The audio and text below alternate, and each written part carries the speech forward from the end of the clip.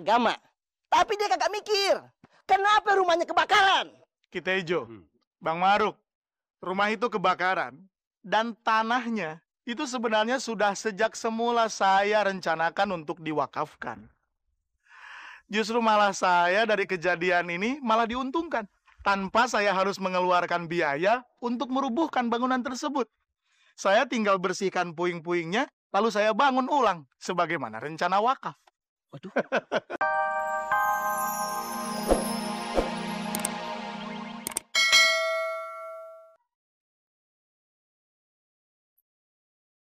Astaghfirullahaladzim. Alladzi la ilaha illa huwal hayyul qayyum min kulli dzanbin wa atubu ilaih. Kuatkan hamba ya Allah. Kalau memang ini teguran buat hamba, berikan hamba hikmah yang membuat hamba lebih makin mendekatimu ya Allah. Allahu Akbar.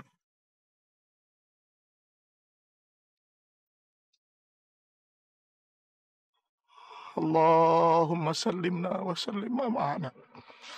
Wahfazna wahfaz ma ma'ana wa balligh ma ma'ana innaka sami'ud du'a.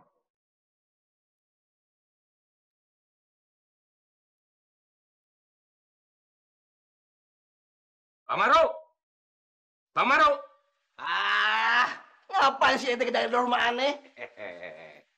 Ngapain datang mari? Saya bawa berita gembira.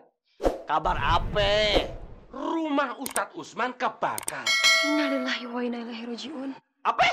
Rumah Ustadz Usman kebakar. Rumah Ustadz Utsman yang gondong itu? Tuh. Iya. Alhamdulillah. Alhamdulillah. Kasihan lo. Masya Allah, Bang Maruk. Bang Usman kan lagi kena musibah. Kok Bang jadi senang kayak gini? Itu tandanya dia lagi ditegur sama Allah. Dosa dia bertumpuk-tumpuk. Beda sama aneh. Aneh ini ahli sedekah. Rumah aneh ini dijaga malaikat secara pribadi. Bang nggak boleh takabur kayak gitu, Bang. Sekarang kita ke rumah Usman. Aneh mau hujat dia habis-habisan. Maryam, jaga rumah baik-baik ya. Jangan sampai rumah kita kebakaran. Assalamualaikum. Waalaikumsalam. Kebakaran. Azim.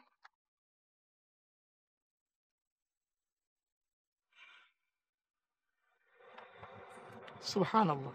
Allahu Akbar, la ilaha illallah. Assalamualaikum. Waalaikumsalam warahmatullah. Be, Bang Usman kenapa nangis, Bang?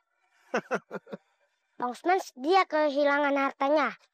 harta memang titipan Allah, Be. Segalanya mudah bagi Allah. Allah mudah memberi dan mudah pula bagi Allah kalau memang Allah ingin mengambilnya kembali. Jelas aja rumah ente diambil. Ente ini manusia yang sombong. Ane kasih tahu ya Usman ya. Ente ini harus sadar diri. Astagfirullahalazim. Kata Mata Be, kalau orang dapat musibah itu dihibur, Bang. Bukannya dicerca. Cucurut. Ente inget gak? Emak ente ane bawa ke rumah sakit. Ane bukan cerita si Usman. Ane ngasih tahu.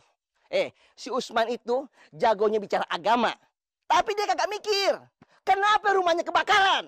Kita Ijo, Bang Maruk, rumah itu kebakaran dan tanahnya itu sebenarnya sudah sejak semula saya rencanakan untuk diwakafkan. Justru malah saya dari kejadian ini malah diuntungkan. Tanpa saya harus mengeluarkan biaya untuk merubuhkan bangunan tersebut. Saya tinggal bersihkan puing-puingnya, lalu saya bangun ulang sebagaimana rencana wakaf. Waduh. Lebih hemat toh. Adapun saya menangis, Kita Ijo, karena memang saya menganggap bahwa ini Allah menegur saya. Saya merencanakan wakaf, tapi tidak pernah saya realisasikan karena terlampau sibuk. Urusan inilah, urusan itulah. Allah tegur dengan kejadian ini, dan saya bersyukur kepada Allah Subhanahu wa Ta'ala. Berarti saya masih mendapat perhatian dari Allah. Wallahu la yukhliful mi'ad. Allah tidak akan pernah mengingkari janjinya, dan ketika kita mau berjalan menempuh perjalanan yang diridhoi oleh Allah Subhanahu wa taala, maka apapun yang terjadi di hadapan mata semua bisa menjadi indah.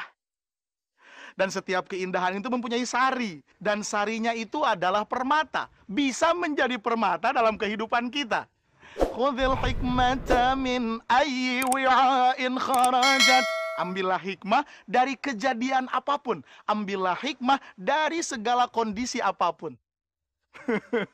Bang Maruk, Kitejo, walaupun rumah ini memang terbakar, tapi alhamdulillah sebelumnya saya sudah mengambil rumah baru, Kitejo. Bang Maruk, di Pondok Indah, lengkap dengan fasilitasnya. Bang Maruk, saya ini lagi membayang-bayangkan. Seandainya rumah sampean yang kebakar, bagaimana rasa sampean? Pasti gulung kumping. Kitejo, rumah aneh nggak bakal kebakaran. Rumah aneh, rumah gedung. Rumah ente yang bakal kebakaran. Rumah bilik. Ya nggak apa-apa. Wah, rumah saya itu juga rumah sampean. Rumah aneh itu. Enggak.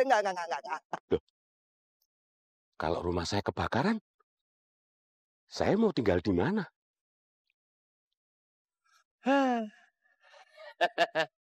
Pentok tuh Bang Maruk sama Ki Romo.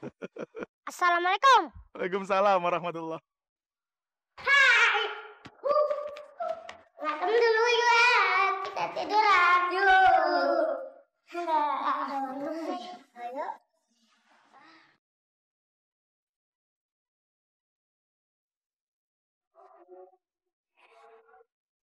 Astaghfirullahaladzim.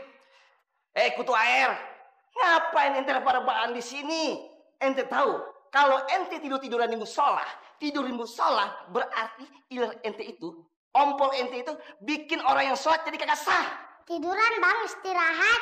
Pantes saja nih, ente nih, buyut-buyut ente, keturunan ente dari awal sampai akhir jadi orang susah. Ini jangan-jangan ente kena kutukan lagi. Asal ente tahu nih, musola ini tempatnya sholat, bukannya tempat tidur. Paham ente? Ngerti ente? Mudeng aja dah. Dasar manusia kutukan. Kata Mbak, kita sholatnya tepat waktu Bang. Nggak kayak Bang Maruk.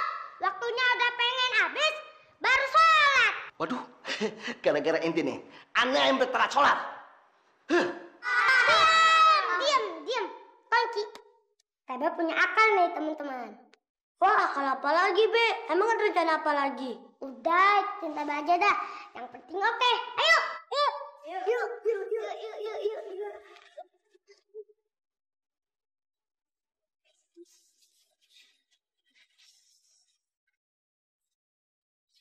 Ayo kita pulang.